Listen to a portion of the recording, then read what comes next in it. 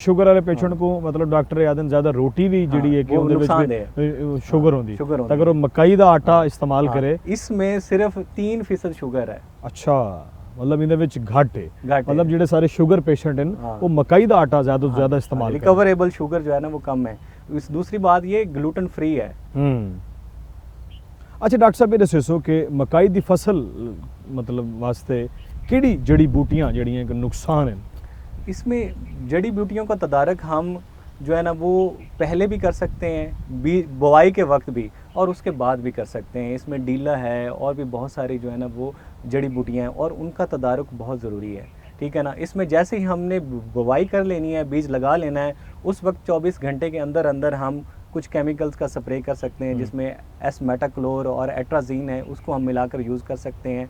या इसके बाद भी हम इन्हीं केमिकल्स को जो है ना वो उगाव के 1 महीने के अंदर अंदर अगर हम इसके जड़ी बूटियों को कंट्रोल कर लें तो वो बहुत ही फ़ायदेमंद है। वो पैदावार के ऊपर ज़्यादा जो है ना वो अफेक्ट नहीं करता, लेकिन जैसे ही हम लेट करें तो हमारी फसल की पैदावार जो है वो कम हो जाती है। तो इसलिए उसका तदारुक जो है वो गोडी भी है।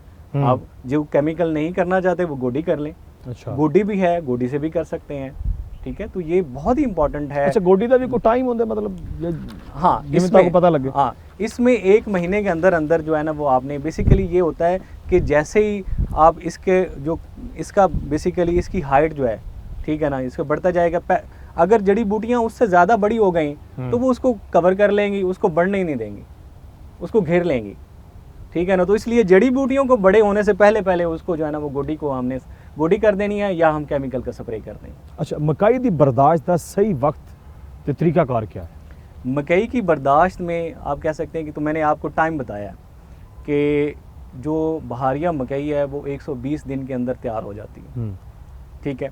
दूसरा खरीफ में मैंने बताया 110 दिन के अंदर। और जो तीसरा इम्पॉर्टेंट है, जब इसके छल्ली के जो इसके हस्क हैं, जो इसके कवर हैं, ये मुकम्मल, ये अभी ग्रीन कलर में है, जब ये ब्राउन हो जाएं तो इसका मतलब है कि ये अब हार्वेस्टिंग के लिए तैयार है। अच्छा इंदे एक कलर ब्राउन थी वैसे। अच्छा ये मतलब ये ब्राउन थी वजन इवें ये अभी ग्रीन है, ये ब्राउन हो जाएगा, बिल्कुल खुश्क हो जाएगा, बिल्कुल खुश्क हो जाएगा। उस वक्त आप इसको जो है ना वो बर्दाश्त कर सकते हैं।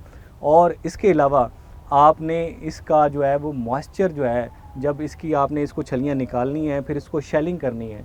शेलिंग करते वक्त ये ज़रूर ख्याल रखना है कि उसका जो नमी है, नमी की जो फ़ीसद है वो 15% से ज़्यादा ना हो। अच्छा ठीक है। तो 15% पे ये बहुत अच्छी जो है वो आप कह सकते हैं कि शेलिंग हो जाती है, उसमें दाना टूटता नहीं है, रेट अच्छा मिलता है किसान को। वो 15% वाली मकई जो नमी का जो रेट है वो बाकी जो मकई है उससे ज़्यादा मिलता है आपको। उसमें और भी बहुत सारी बीमारियां हैं वो भी नहीं आती।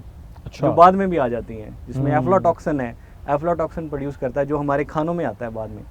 बेसिकली मकई जो है वो इंडस्ट्रियल पर्पज़ में भी है, फिर पोल्ट्री फीड भी इसको यूज़ करता है, तो वो पोल्ट्री के ऊपर भी नुकसान देता है। तो इसलिए इसका मॉइस्चर, इसको सुखाना है, जब आपने हार्वेस्ट कर लेना है तो बेसिकली इसको सुखाने का ये तरीका है कि नॉर्मली जो इख्तियार किया जाता है, थोड़ी सी जो ज़मीन है ऊपर हो, ठीक है, उसके ऊपर जो है ना वो पानी ज़्यादा न टिक सके, बारिश वगैरह से आपने बचाना है, उसके ऊपर आप फैला दें, धूप लगानी है।